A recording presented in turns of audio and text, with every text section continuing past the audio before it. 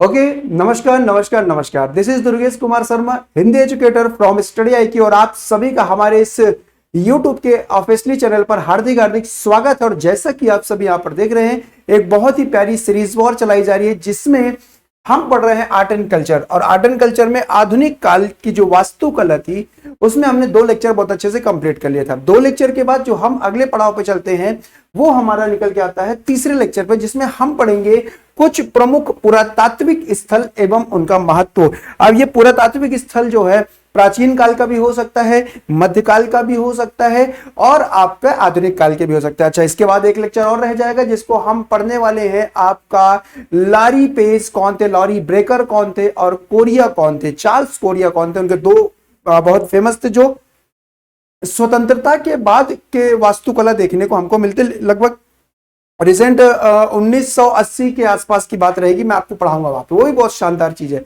एक नया वास्तुकला उन्होंने निकाल के 2 बहुत फेमस व्यक्ति हैं, है ना। एक आपके लॉरी बेकर है और एक आपके चार्ल्स कोरिया है। आपके 2 व्यक्ति, दोनों के बारे में हम पढ़ेंगे, दोनों इंडियन हैं।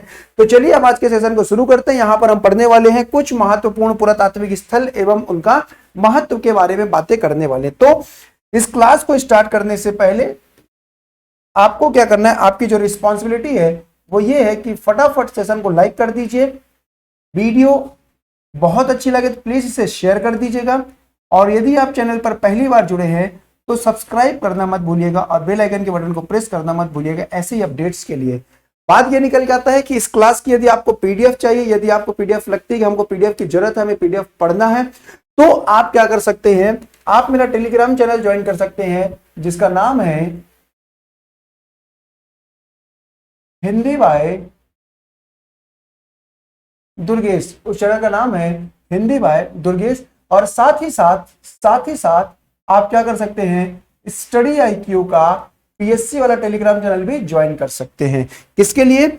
एक इस PDF के लिए, इस वीडियो के लिंक के लिए, और ना केवल इस वीडियो के लिए बल्कि और भी जो एक्सपर्ट फैकल्टी हमारे पास और जो भी YouTube में आपके साथ अपना नॉलेज शेयर कर रही है उनका भी टाइमिंग क्या है, किस प्रकार से वो अपना नॉलेज दे रहे हैं, किस टाइम दे रहे हैं, कौन से सब्जेक्ट कौन से टीचर पढ़ा रहे हैं, उन सभी की नोटिफिकेशन आपको स्टडी IQ के PSC वाले YouTube चैनल पर और साथ ही साथ टेलीग्राम चैनल पर आपको मिल जाएंगी।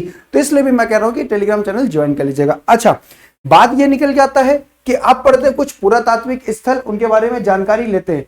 और इसके पहले इस पुरातात्विक स्थल के बारे में मैं आपसे कहना चाहूंगा एक बहुत प्यारा सा, यहां पर state PSC pre plus mains foundation निश्चय बैच 11 लॉन्च कर दिया गया।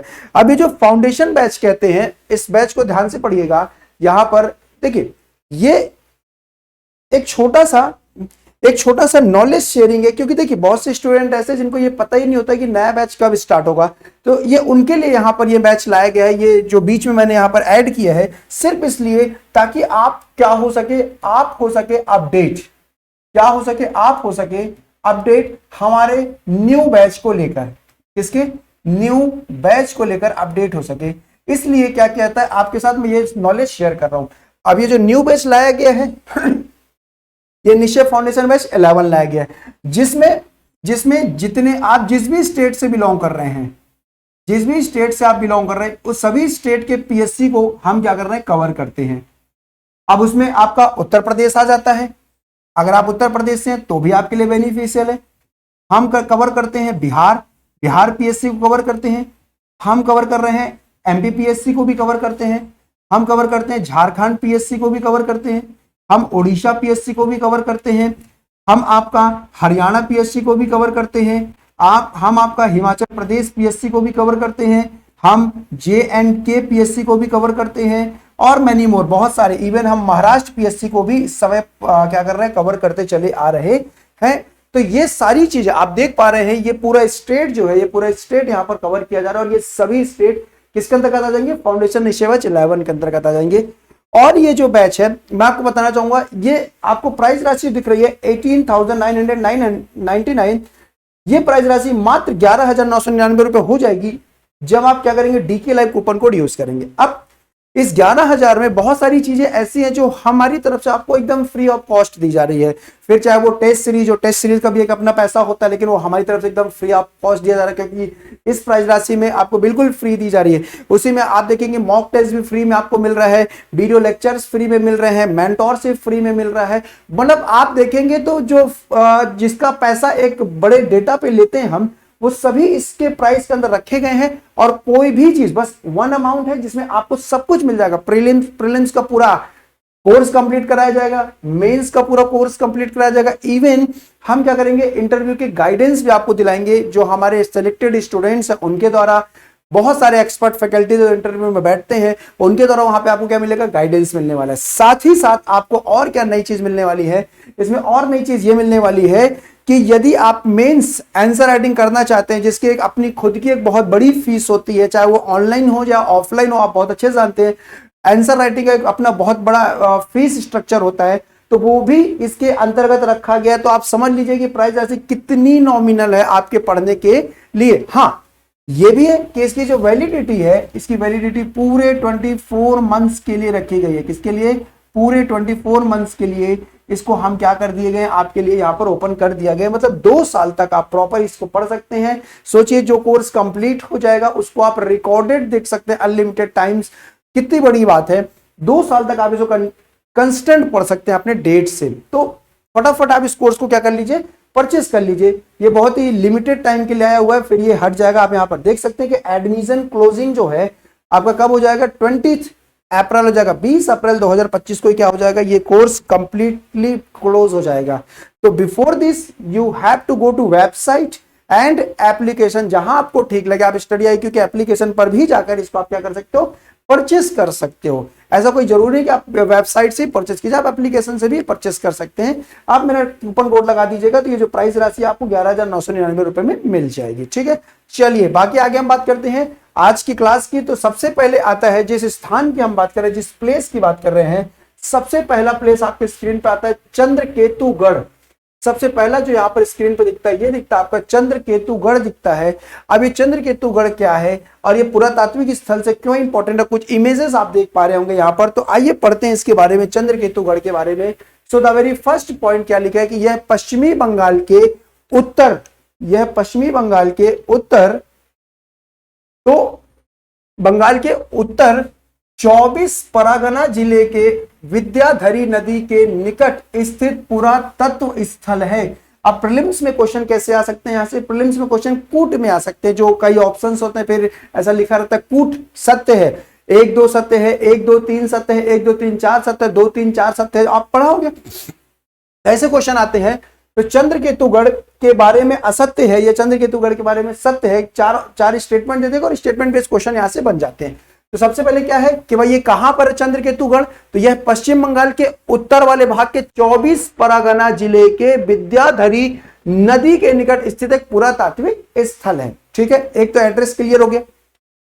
दूसरा यहां पे क्या लिखा है कि यह अद्भुत जो टेराकोटा शिल्प से भरे सबसे चर्चित और रहस्यमय स्थलों में से एक है। टेराकोटा का मतलब क्या होता है, ये शिल्पकारी या कुछ चित्रकारी जो थी इसको टेराकोटा कहा जाता है। जो मिट्टी के बनाए गए आभूषण होते हैं। आप टेराकोटा शब्द को सबसे पहले अगर सुनते हैं हड़प्पा सभ्यता में कि टेराकोटा का उपयोग किया जाता था, मोम भरकर या आकृति बनाई जाती थी, वो चीज यहां पर निकल जाती है। तो यही कहा कि यह अद्भुत टेराकोटा शिल्प से भरे सबसे चर्चित और रहस्यमय स्थलों में से एक है। ये मतलब बहुत सारे यहाँ पर टेराकोटा देखने को मिले, बहुत सारे टेराकोटा यहाँ पर देखने को निकल गए थे, बहुत सारी शिल्पकारी कह सकते हो निकल कर आ जाती है।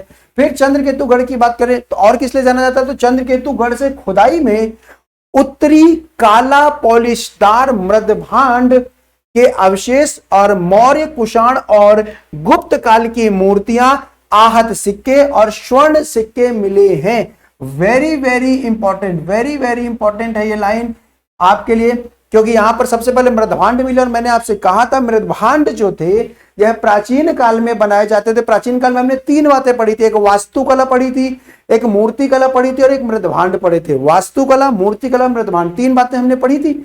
वास्तुकला जो कंटिन्यू चली आई आधुनिक काल तक। आपकी मूर्तिकला की बात करेंगे तो मूर्तिकला की शुरुआत कुछ हद तक आपके मध्यकाल तक देखने को मिली, उसके बाद वो खत्म कर दी गई। लेकिन जो मृदभांड है, जो पूरी तरह से मृदभांड की अगर हम बात करेंगे तो मृदभांड की अगर हम बात करें तो मृदभांड का मतलब क्या होता है, मिट्टी के बर्तन। मिट्टी के बर्तन की बात करें तो वो सिर्फ प्राचीन काल में ही देखने को मिला, उसके बाद कहीं पर भी देखने को नहीं मिलता, उसका तो कहीं पर भी देखने को नहीं मिला। अच्छा, फिर आता है चंद्रकेतुगढ़ की बात करेंगे तो चंद्रकेतुगढ़ में और क्या नई चीज मिली, तो इस स्थल की टेराकोटा कला जो थी सटीकता और शिल्प कौशल की एक अद्भुत मात्रा प्रदर्शित करती थी। मतलब बहुत एक्यूरेट और क्वांटिटी में जो बनाए जाते थे टेराकोटा, उसके लिए चंद्रकेतुगढ़ जाना जाता था। तो एक पुरातात्विक स्थल तो ये निकल गया कि आपका चंद्रकेतुगढ़। आप कुछ टेराकोटा यहां पर देख सकते हैं, कुछ मूर्तियां देख सकते हैं, ऐसे बहुत सारे भंडार में निकली थी और सब सटीक बनाई गई थी, मतलब एक्यूरेसी पे बनाई गई चीजें थी, कोई भी चीज ऐसी नहीं थी जो एक्यूरेसी पे नहीं बनाई गई थी। ठीक है, चलिए चंद्रकेतुगढ़ के बाद जो अगला निकल के आता है उस जगह का नाम है सोठी सिस्वल संस्कृति।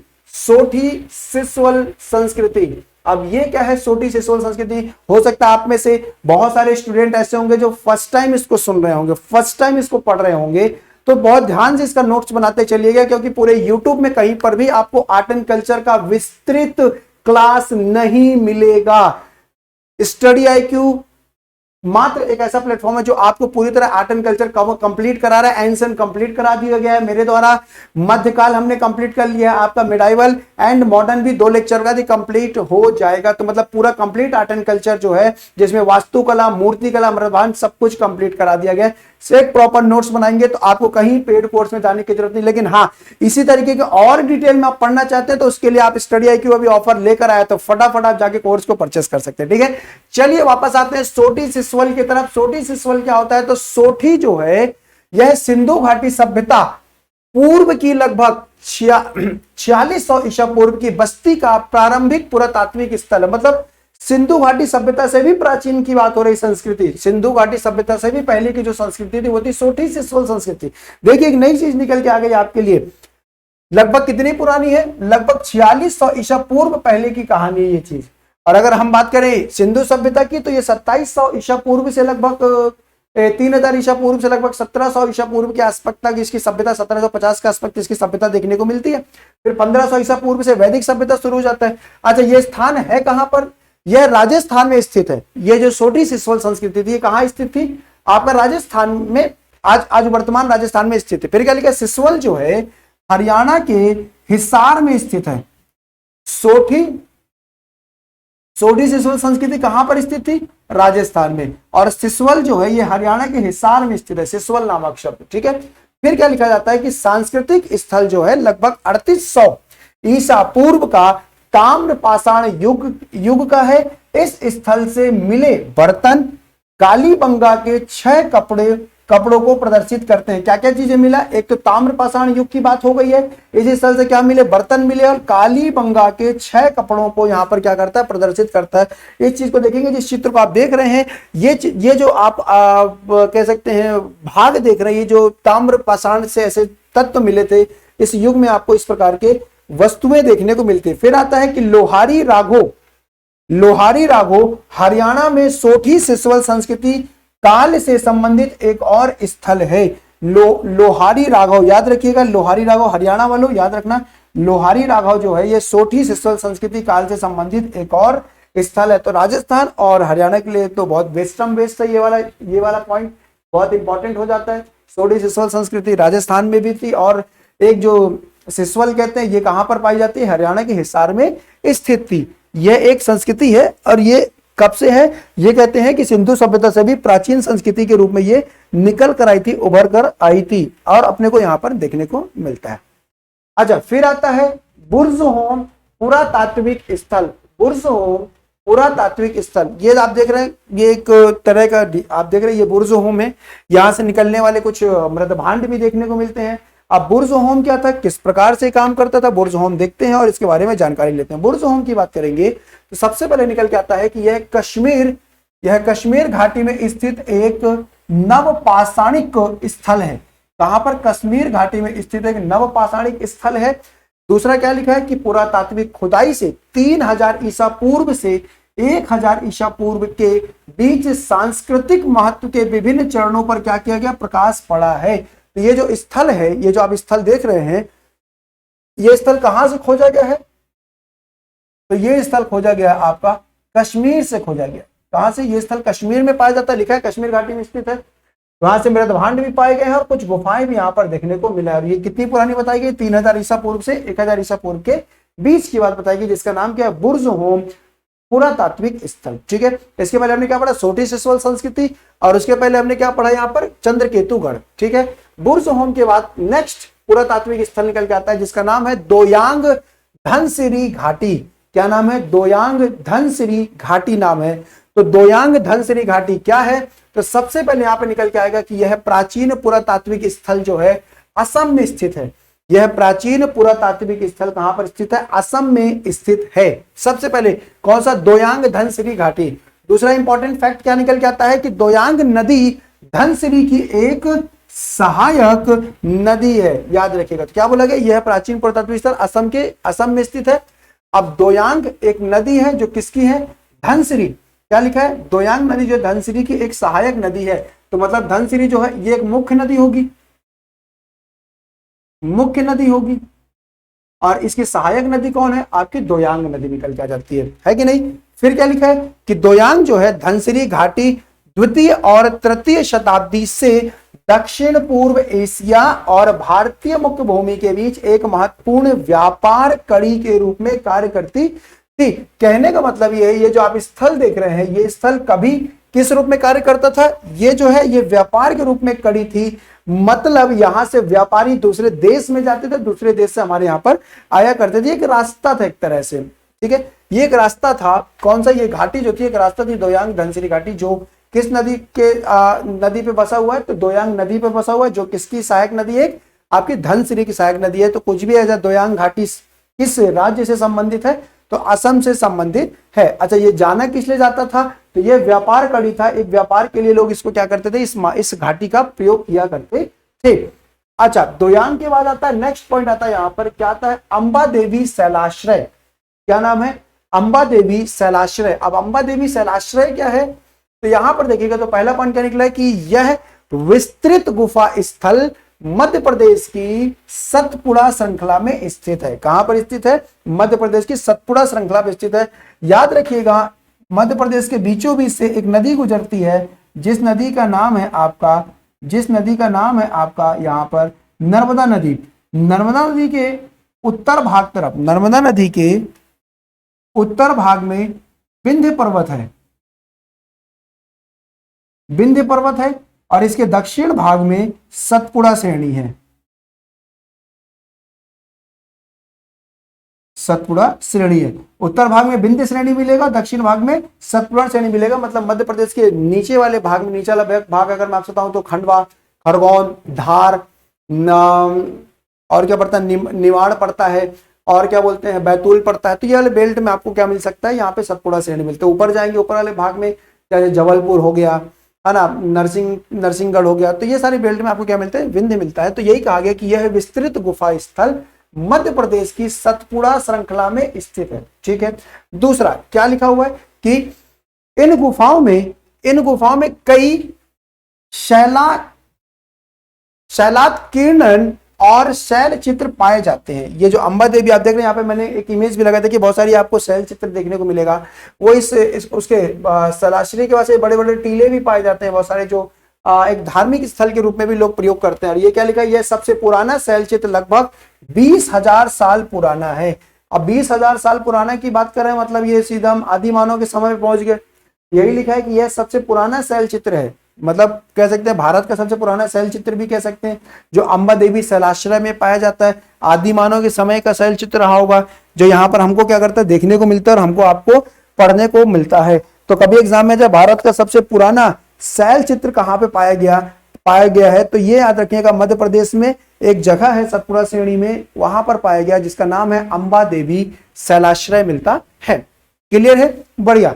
चलिए, अंबा देवी शैलाश्रय के बाद नेक्स्ट पॉइंट पे चलते हैं, जो हमारे लिए बहुत इंपॉर्टेंट निकल के आ जाता है। वो नेक्स्ट पॉइंट क्या है? तो देखिएगा यहाँ पर नेक्स्ट पॉइंट ये निकल के आ जाता है। ओ हो, चलिए, बहुत मजेदार बात निकल के आई। मजेदार बात ये है कि जितने मजेदार तरीके से यहाँ पर मेरे द्वारा आपको पढ़ाया जा रहा है, इतने ही शानदार तरीके से, या इसमें भी 10 टाइम्स कर लीजिए, हम पढ़ाते हैं आपको एप्लीकेशन में। जस्ट हमारा एक डेमो होता है कि किस तरीके से आपको हम पढ़ाएंगे, किस तरीके से हमारा नॉलेज आप तक पहुंचेगा और पढ़ाने का तरीका क्या होगा, वे ऑफ टीचिंग क्या होगी, इसलिए यूट्यूब का माध्यम अपनाया जाता है। और आपको हम बताना चाहेंगे कि यहां पर जस्ट फॉर अपडेट यू कि यहां पर एक बैच लॉन्च कर दिया गया है। उस बैच का नाम है आपका फाउंडेशन निश्चय बैच 11, जिसमें आपको प्रीलिम्स भी पढ़ाया जाएगा, जिसमें आपको मेंस भी पढ़ाया जाएगा। और ये पूरा का पूरा जो कोर्स है एक कंप्लीट पैकेज के रूप में आपको मिल रहा है। ये जो पैकेज है ये मिल रहा है मात्र 11,999 रुपए में। किसकी जगह पर? 19,000 की जगह पर। आपको सिर्फ DK live coupon code use करना और ये जो डिस्काउंट है ये आपको मिल जाएगा। अच्छा, दूसरी बात ये है, क्या सर ये किसी एक स्टेट पीसीएस के लिए? नहीं, ये जो है ऑल स्टेट पीसीएस के लिए यहां पर क्या कर दिया गया, लॉन्च किया गया है। अब आप चाहे मेरे दोस्तों उत्तर प्रदेश से हो, चाहे आप मध्य प्रदेश से हो, चाहे आप झारखंड से हो, चाहे आप बिहार से हो, चाहे आप हरियाणा से हो, चाहे आप हिमाचल प्रदेश से हो, चाहे आप आपका महाराष्ट्र से हो, कहीं से भी हो, चाहे आप जम्मू एंड कश्मीर से हो, कहीं से भी हो, चाहे आप उत्तराखंड से हो, ये सभी जगह पर काम कर रहे हैं, सभी जगह पर लॉन्च कर दिया गया बैच है। तो फटाफट इसको क्या करना, आपको परचेस करना है। हाँ, इसकी जो वैलिडिटी है ये पूरे के पूरे आपके 24 मंथ्स के लिए रखी गई है। इसमें आप अनलिमिटेड टाइम्स वीडियो को क्या कर सकते हो, देख सकते हैं जब तक आपके पास कोर्स है। 2 साल बहुत बड़ा होता है, आप 2 बार 3 बार प्री पढ़ लेंगे और 2 से 3 बार मेंस को आप क्या कर लेंगे, बढ़िया तरीके से नोट्स प्रॉपर बना लेंगे। और इससे बेस्ट ऑफर, इससे कम दाम में पूरे किसी भी कोचिंग ऑनलाइन में नहीं मिलने वाला। बेस्ट स्टडी IQ सबसे बेस्ट है, क्योंकि यहाँ की फैकल्टी बहुत बेस्ट है, क्योंकि उनको बिल्कुल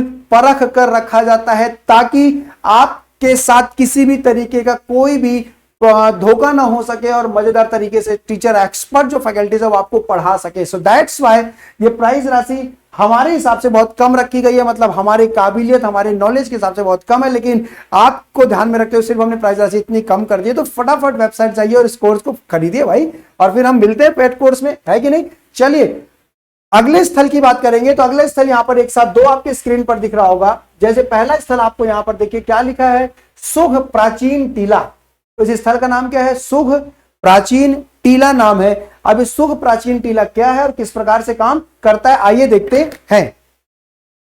देखिए, तो सबसे पहला पॉइंट यहां पर निकल के आ जाता है कि यह जो स्थल है हरियाणा के यमुनानगर जिले में यमुना नदी के पश्चिमी तट पर स्थित है। बहुत मजेदार, ठीक है। कहां पर? हरियाणा में यमुनानगर जिले के यमुना नदी के पश्चिमी तट पर स्थित यह स्थल कौन सा, सुघ प्राचीन टीला। अब ये किस लिए इंपॉर्टेंट है, तो यहां पर लिखा है हेंगसांग के यात्रा विवरण में सुघ टीले का उल्लेख मिलता है। अब सुघ टीला है क्या, किस लिए जाना जाता है? तो अगर मैं आपसे बात करूं, जो सुघ है एक्चुअली यहां पर एक सूर्य मंदिर पाया जाता है और ये एक टीला है जिसकी परिधि मतलब एक सर्कमस्टेंस है, जिसकी परिधि लगभग 5 किलोमीटर की है। और ये जो टीला है ये किससे संबंधित है, ये जो आप देख रहे हैं ये जो टीला है आपका, ये संबंधित है प्यारे दोस्तों बौद्ध से संबंधित है, हिंदू संबंधित है, और जैनियों में भी इसका क्या मिलता है, ऐतिहासिक महत्व देखने को मिलता है। और इसका उल्लेख कहां देखने को मिलता है, हेंगसांग की यात्रा विवरण में सुघ टीले का उल्लेख भी यहां पर देखने को मिलता है। क्लियर है, बढ़िया। चलिए इसी के बाद यहां पर देखेंगे, इसके पास चनेती, एक शब्द याद रखिएगा, चनेती बौद्ध स्तूप, ये नाम याद रखना। चनेती बौद्ध स्तूप कहां पर है, तो याद रखना ये जो टीला है ना, ये टीला चनेती बौद्ध स्तूप के पास है, के पास स्थित है। चनेती बौद्ध स्तूप के पास ये टीला पाया जाता है। तो चनेती बौद्ध स्तूप कभी एग्जाम में आ जाए, प्रीलिम्स में पूछने के लिए, तो ये हरियाणा में स्थित है चनेती बौद्ध स्तूप, जो कहां पर है, यमुना नगर जिले में है। और यमुनानगर जिले में भी अगर और डिटेल में चला जाए तो यमुनानगर जिले के अमादलपुर दयालगढ़ गांव में स्थित है। अमादलपुर दयालगढ़ गांव में स्थित है ये जिले के, ठीक है। अगला निकल के आता है, अगला पुरातात्विक स्थल कौन सा हमारे आपके लिए, तो अगला पुरातात्विक स्थल आपका, इसका नाम है दाओजली हेडिंग। क्या नाम है, दाओजली हेडिंग नाम है, दाओजली हेडिंग। यहां पर देखिए तो सबसे पहला क्या है कि यह जो स्थल है लगभग 2700 साल पुराना है और असम में एक नवपाषाणिक स्थल है। कहां पे, दाओजली हेडिंग। एक हमने असम के लिए और क्या पढ़ा था, तो असम के लिए हमने पढ़ा था, यहाँ पर देखिए, यहाँ पर ये दोयांग धनसिरी घाटी, दोयांग धनसिरी घाटी ये भी असम में है। और एक हमने यहाँ पर क्या पढ़ा, दाऊदअली हेडिंग जो 2700 साल पुराना है और असम में स्थित है। दूसरा पॉइंट क्या निकल के आता है कि इस स्थल की अनूठी विशेषता क्या है, तो इस स्थल की जो अनूठी विशेषता हम यहाँ पर देख पाते हैं, इस स्थल की अनूठी विशेषताओं की बात करें तो यहाँ पर क्या निकल क्या है कि रज्जु चिन्हित मृतभांड पाए जाते हैं। रज्जु चिन्हित, रज्जु मतलब रस्सी, रस्सी से चिन्हित किए गए मृतभांड, रस्सियों से बनाए गए मृतभांड भी आप देख सकते हैं, तो इसको कहा गया रज्जु चिन्हित मृतभांड भी यहाँ पर देखने को आपको हमको मिलते हैं। ये है आपका दाऊदअली हेडिंग, ठीक है। तो हेडिंग जो स्थान है ये असम में है, याद रखिएगा 2700 साल पुराना है। इसमें कूट से कोई क्वेश्चन बन जाए, फैक्ट से कोई क्वेश्चन बन जाए, सब कुछ आपसे बन जाना चाहिए। क्लियर है, बढ़िया। चलिए नेक्स्ट आता है आपका इनाम गांव। नेक्स्ट क्या है आपका, इनाम गांव है। अब इनाम गांव किस लिए जाना जाता है और क्यों इंपॉर्टेंट है, इनाम गांव के बारे में जानकारी ले लीजिए। इनाम गांव है क्या और कितना इंपॉर्टेंट है आपके हमारे लिए, जरा ध्यान से देखिएगा सभी। इनाम गांव के बारे में क्या है इनाम गांव और इंपॉर्टेंट क्यों है। हाँ जी ठीक है, इनाम गांव। अब देखिए इनाम गांव की बात करेंगे तो इनाम गांव किस लिए जाना जाता है, ये किस प्रकार से पुरातात्विक स्थल के रूप में जाना जाता है। तो सबसे पहला पॉइंट निकल के आता है कि यह जो स्थल है महाराष्ट्र में भीमा की सहायक नदी घोड़ नदी पर स्थित है। वेरी वेरी इंपॉर्टेंट, भीमा की सहायक नदी घोड़ नदी पर स्थित है और 3600 से 2700 साल पहले आबाद था, मतलब यहाँ पर आबादी रहती थी। 2700 साल पहले तक यहाँ पर क्या करते थे, चीजें देखने को मिलती थी। यहाँ पर बहुत बड़ा एक जगह था, बहुत बड़ा स्थल था ये इनाम गांव, नामी गांव रहने का स्थल था। ये आप देख सकते हैं यहाँ पर खुदाई में मिलेगा, ये खुदाई में किए गए मिलेगा एक शहर दिखाया गया, हड़प्पा सभ्यता में खुदाई की गई थी, इसमें भी की गई होगी। अब यहाँ पर क्या क्या प्राप्त होते थे, तो यहाँ पर लिखा है गेहूं, जौ, चावल, दाल, बाजरा, मटर और तिल के बीज मिले हैं। भैंस, बकरी आदि सहित कई जानवरों की हड्डियां मिली हैं। इनका संभवतः भोजन के रूप में उपयोग किया जाता। हाँ बिल्कुल सही बात है, मतलब खनिज पदार्थों का भी, खनिज बोलते हैं अनाजों का भी उपयोग किया जाता था। और कुछ जानवर जैसे भैंस हो गया, बकरी हो गया, गाय हो गया, उस समय तो जानवर पाए जाते रहेंगे। 3600 साल पहले या 2700 साल पहले की बात हो रही है, तो उस समय जो पाए जाते रहेंगे तो वहां पर क्या करते थे, इनका प्रयोग हम भोजन के रूप में करते थे। अच्छा पॉइंट क्या निकल के आता है कि इस बात के प्रमाण है, मतलब इनाम गांव जो है इस बात के प्रमाण है कि यहाँ पर आंवला, जामुन, बेर जैसे फल एकत्र किए जाते थे। मतलब ये फलों, उस समय ये फल भी हुआ करते थे, क्या नाम से, जामुन के, आंवला के और बेर के फल वहां पर पाए जाए, मतलब उनके प्रमाण मिले यहाँ पर, इस स्थल में उनके प्रमाण यहाँ पर देखने को मिले हैं। और ताम्र पाषाणकालीन कृषि वस्तियों का साक्ष्य जेरवे संस्कृति को जानने में सहायक करते हैं। तो याद रखिएगा यहां पर ये शब्द याद रखिएगा, जेरवे संस्कृति। जेरवे संस्कृति का संबंध किससे है, आपका इनाम गांव से संबंधित है। तो ये वहां पे जो संस्कृति रहती थी वह जेरवे संस्कृति रहा करती थी इनाम गांव में, ठीक है। तो जेरवे संस्कृति एक हमने पढ़ा, एक संस्कृति मैंने आपको अलग से पढ़ाई जो कितनी, जो हड़प्पा सभ्यता से भी पहले की संस्कृति थी। उस संस्कृति का नाम क्या पढ़ाया था आपको मैंने, उस संस्कृति का नाम पढ़ाया था, ये थी, क्या नाम था, सोठी सिस्वल संस्कृति, ये पढ़ाया था। तो सोठी सिस्वल संस्कृति। और यहाँ पर जो अभी हमने नया पढ़ा, जो हमने इनाम गांव में नया चीज देखा, वो नया चीज यहाँ पर आपको हमको निकल कर आ जाएगा। ये चीज नया गांव क्या निकल कर आपका, जेरवे संस्कृति को जानने के लिए भी हम यहाँ पर क्या करते हैं, प्रयोग करते हैं। क्लियर है, बढ़िया। चलिए आगे बात करते हैं। जेरवे संस्कृति के बाद आता है ब्रह्मगिरी। नेक्स्ट पॉइंट निकल के आता है ब्रह्मगिरी। अब ब्रह्मगिरी किस लिए इंपॉर्टेंट है, किस लिए जाना जाता है, आइए इसके बारे में भी थोड़ी सी चर्चा कर लेते हैं। ब्रह्मगिरी ये बहुत फेमस है और ये आज तो घूमने का भी स्थल है। आप ये देख पा रहे हो, घाटी दिख रहा है, यहाँ लोग चल रहे हैं, बारिश का मौसम है, तो ऑब्वियस सी बात है ये कहाँ होगा, तो यह साउथ में होगा। तो यह कर्नाटक के चित्रदुर्ग जिले में स्थित है। क्या नाम है आपका, ब्रह्मगिरी। जो पर्वत है या घाटी कह लीजिए, स्थल कह लीजिए, ये कहाँ पर है, कर्नाटक के चित्रदुर्ग जिले में स्थित है। अच्छा बात ही निकल गया था आपका ASI की ओर से, ASI की ओर से, इंटरनेट में सर्च कर लीजिएगा ASI का फुल फॉर्म क्या है। ASI की ओर से 1947 में मॉर्टिमर व्हीलर द्वारा खुदाई सहित इस स्थल की कई बार खुदाई की गई है। याद रखिए, मतलब शुरुआत किसने किया, तो तो ये किए हैं भाई आपके आपके मॉन्ट्रिमल व्हीलर ने क्या कहते हैं इसकी सबसे पहले खुदाई करवाई थी, और इस खुदाई से जो चीज प्राप्त हुआ था उसके बाद यहाँ पर कई बार खुदाई करवाई गई, कई बार ये चीज देखने को हमको आपको मिलता है। अच्छा, फिर क्या निकल के आता है इस ब्रह्मगिरी से? इस ब्रह्मगिरी से हमको मिलता है कि टेराकोटा के कई मोती और मृदभांड मिले हैं। टेराकोटा के कई मोती मिले और कई मृदभांड यहाँ पर देखने को मिले हैं। और ये मध्यकालीन पत्थर का मंदिर भी मिला है यहाँ पर। मध्यकाल में यहाँ किसी मंदिर का निर्माण कराया गया होगा, उसका भी साक्ष्य यहाँ पर मिलता है। साथ ही साथ क्या मिलता है आपका? सूक्ष्म पाषाणिक, नव पाषाणिक और लौह युगीन मौर्य और चालुक्य और होयसाल संस्कृति के साक्ष्य भी यहाँ पर मिलते हैं। मतलब बहुत सारी संस्कृतियां यहाँ पर एक के बाद एक क्या किए? शासन किए, चाहे वो सूक्ष्म पाषाणिक हो, नव पाषाणिक हो, लौह युग की बात की जाए, मौर्य काल की बात की जाए, चालुक्य वंश की बात की जाए, होयसाल वंश की बात की जाए, तो ये सभी संस्कृतियों के यहाँ पर साक्ष्य, मतलब ये क्रमशः सभी वंशों ने एक एक करके यहाँ पर क्या किया होगा? शासन किया होगा। किस जगह पे? आपके ब्रह्मगिरी नामक पुरातात्विक स्थल पे। ठीक है, इसके बाद नेक्स्ट पॉइंट निकल के आता है जिसका नाम है प्यारे दोस्तों सुजाता स्तूप या सुजाता कुटी स्तूप। सुजाता स्तूप या सुजाता कुटी स्तूप, इसको कई बार आपके स्टेट पीसीएस में क्वेश्चन पूछा गया है। सुजाता स्तूप का संबंध किस स्थान से है? तो याद रखिएगा इसका संबंध कहां से है। तो सबसे पहले पढ़ेंगे कि यह बिहार में बोध गया के पूर्व में स्थित एक बौद्ध स्तूप है। कहां पर है? बिहार में बोध गया के पूर्व स्थित एक बौद्ध स्तूप है। और क्या है इसमें कि यह बोध गया जो है शहर से यह शहर से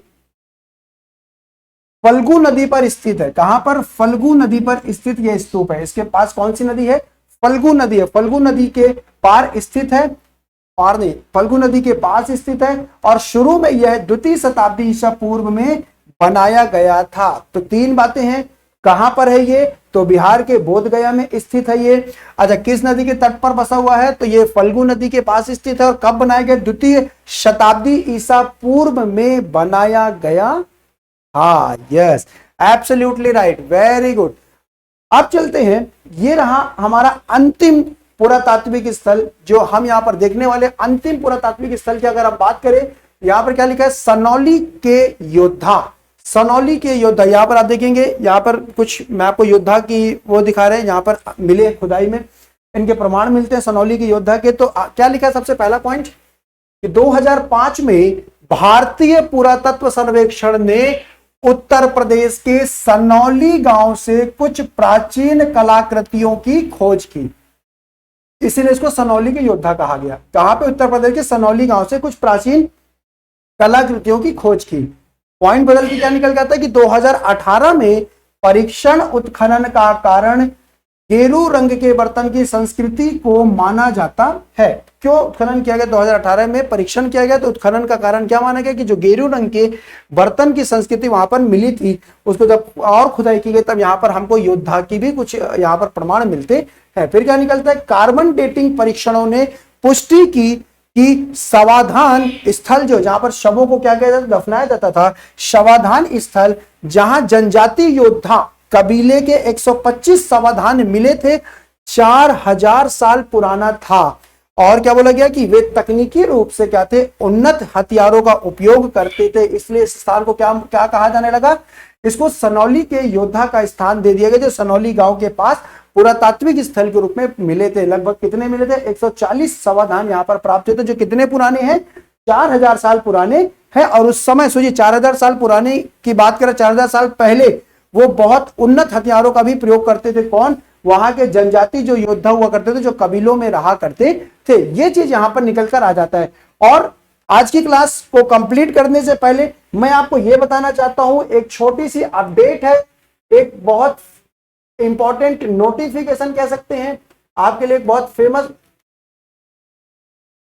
बहुत इंपॉर्टेंट नोटिफिकेशन कह सकते हैं कि यहां पर स्टडी आईक्यू ने क्या किया है, अभी एक नया बैच लॉन्च किया, फाउंडेशन निश्चय बैच 11 के नाम से, जिसमें प्री और मेंस दोनों को क्या किया जा रहा है? कवर कराया जा रहा है। So hurry up, go to website and purchase that course. तो सर ये कोर्स को परचेस कैसे करें? आपको कुछ नहीं करना है, आपको सिर्फ अगर आप वेबसाइट से परचेस करते हैं तो आप गूगल क्रोम पे जाइए। गूगल क्रोम में जाने के बाद आप सीधे लिखिए आपका स्टडी, आप सीधे टाइप कीजिए स्टडी IQ PSC और सर्च कर दीजिए। पहले भाग में चले जाइएगा और आप देखेंगे यहां पर देखिए बहुत साफ साफ लिखा, देखिए फाउंडेशन निश्चय बैच 11, फाउंडेशन निश्चय बैच 11 यहां पर दिख रहा है आपको। यहां पर आप देखेंगे सभी जगह मिलेगा आपको। देखिए ओडिशा में भी है, हरियाणा में भी है, असम में भी है, पंजाब में भी है, जम्मू एंड कश्मीर में भी है, वेस्ट बंगाल में भी है, महाराष्ट्र में भी है, सभी जगह ये क्या कर रहा है, ऑफर चल रही है। तो अगर आप परचेस करना चाहते हैं, फॉर एग्जांपल जैसे आप बिहार से, तो मैंने बिहार में क्लिक कर दिया, आपको क्लिक कर दिया, देखिए प्राइस राशि देखिए 18,999 रुपए लिखे हुए, परेशान होने की जरूरत नहीं है। बाय नाउ पे क्लिक करो, बाय नाउ पे क्लिक करना और ऐड प्रोमो कोड पे जाना और यहां पर कोई भी कूपन कोड मत लगाना, यहां पर जाना और यहां पर लिखना डीके लाइव, ऐसे लिखना डीके लाइव और अप्लाई कर देना। जैसे आप अप्लाई करोगे डीके लाइव लिख के, आप देखोगे ये प्राइस राशि कितनी हो जाएगी, 7,000 रुपए कम हो जाएगी, सीधे 11,999 रुपए में मिल जाएगा, जिसकी वैलिडिटी साफ साफ देखिए लिखा हुआ 24 मंथ्स लिखा हुआ। आप देखिए ये प्राइस राशि ये बहुत बड़ा अमाउंट है, क्योंकि इसके अंतर्गत हम क्या क्या दे रहे हैं आपको, लाइव क्लासेस दे रहे हैं, 1-to-1 मेंटोरशिप मिल रहा है, आंसर राइटिंग प्रोग्राम मिल रहा है, सब उसी के अंदर ही है, प्रीलिम्स टेस्ट सीरीज उसी के अंदर आपको मिल रहा है, हैंड रिटेन नोट्स भी मिल रहे हैं, है ना, लाइव क्लास जीएस के भी उसी में मिल रहे हैं, आपका सीसेट भी कवर कराया जाएगा, टेस्ट सीरीज भी मिलेगा, आपके सारी चीजें मतलब बहुत सारी चीजें सिर्फ 11,999 मिल रहा है। तो एक तरह से तो आपका ये जो बैच है पूरी तरह फ्री ही हो गया है। अगर आप इसको सेपरेटली परचेस करने जाओगे, टेस्ट सीरीज को, सी सेट को या जीएस पार्ट को, प्रीलिम्स को, तो फिर आंसर राइटिंग प्रोग्राम को, तो ये आपको लगभग 40 हजार का पड़ेगा। लेकिन सिर्फ 11,999 में आपको सारी चीजें मिल रही है। इसमें हमको प्रीलिम्स भी पढ़ा रहे हैं, इसको हम आपको मेंस भी पढ़ा रहे हैं और साथ ही साथ हम इंटरव्यू की गाइडेंस भी देंगे आपको कि किस तरीके से आपको इंटरव्यू देना है, जितना संभव हमसे प्रयास हो सकेगा। तो कितना अच्छा है ना, बिल्कुल ऐसा लग रहा है कि ये प्राइस राशि तो मुझे बहुत कम लग रही है। तो फटाफट जाके वेबसाइट पे परचेस कीजिए और मजेदार तरीके से पढ़ाई शुरू कीजिए, क्योंकि समय अब नहीं है, क्योंकि फिर से प्रीलिम्स होगा, फिर से मेंस होंगे, तो बहुत लंबा समय नहीं अपने पास। चलिए तो ठीक है, यहां पर आपने चीजें बहुत अच्छे से अपडेट हो गया होगा, सब आपने समझ लिया होगा। तो आई होप आपने इस वीडियो को देखा होगा, बहुत अच्छे से एंजॉय किया होगा और बहुत अच्छा भी लगा होगा। तो जाने से पहले सेशन को एक बार फटाफट क्या करके जाइएगा, लाइक कर दीजिएगा। वीडियो बहुत अच्छी लगी हो तो प्लीज इसे अपने सोशल मीडिया पे शेयर कर दीजिएगा और यदि आप चैनल पर पहली बार आए हैं तो सब्सक्राइब करना मत भूलिएगा और बेल आइकन के बटन को प्रेस करना मत भूलिएगा। और इसकी पीडीएफ के लिए आपको क्या करना है, मेरा Telegram channel Hindi by Durgesh join कर सकते हैं और साथ ही साथ आप ज्वाइन कर सकते हैं स्टडी IQ PSC वाला टेलीग्राम चैनल भी आप ज्वाइन कर सकते हैं हमारे पीडीएफ के लिए और लिंक के लिए। ठीक है, तो चलिए फिर हम मिलते हैं अगली क्लास में, तब तक के लिए till then bye bye, take care, जय हिंद, भारत माता की जय, हैव अ गुड डे। ठीक है, थैंक यू सो मच।